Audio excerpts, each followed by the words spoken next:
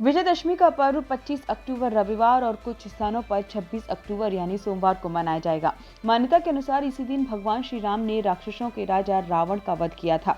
रावण से जुड़े मिथ हमारे समाज में प्रचलित हैं, लेकिन उनके पीछे की सच्चाई बहुत कम लोग जानते हैं।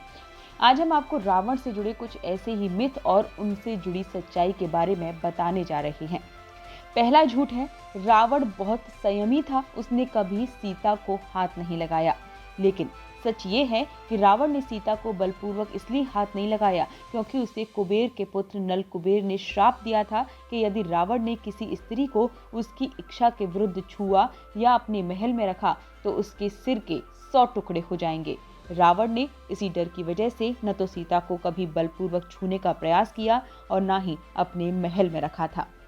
दूसरा झूठ, बहन के अपमान का बदला लेने के लिए सीता का हरण किया। बल्कि सच ये है कि रावण ने अपनी बहन के अपमान का बदला लेने के लिए सीता का हरण नहीं किया, बल्कि इसलिए किया क्योंकि वो कामांध था। उसने अनेक स्त्रियों के साथ दुराचार किया था।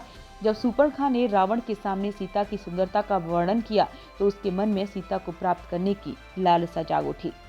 तीसरा झूठ, रावण अजेय योद्धा था। सभी जानते हैं कि रावण अजेय योद्धा था, वो अपने जीवन में किसी से नहीं हारा, जबकि ये बात पूरी तरीके से गलत है। रावण राम के अलावा और भी 4 लोगों से हार चुका था।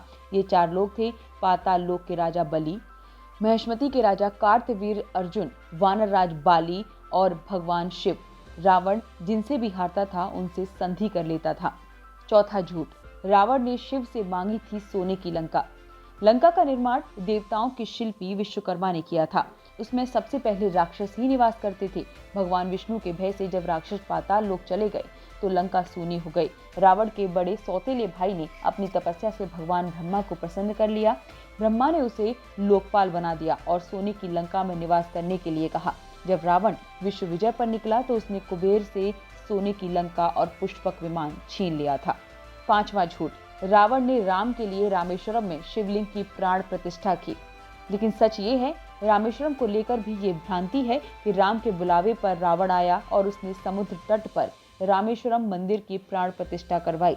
लेकिन वाल्मीकि रामायण में लिखा है कि समुद्र पर सेतु बनाने से पहले भगवान श्री राम ने ही उस शिवलिंग की स्थापना की थी। इस भ्रांति से जुड़ा एक तथ्य ये भी है कि रावण के वध के बाद अयोध्या लौटते समय ऋषियों के कहने पर राम ने वहां शिवलिंग की स्थापना करके ब्रह्म हत्या के पाप से मुक्ति पाई थी।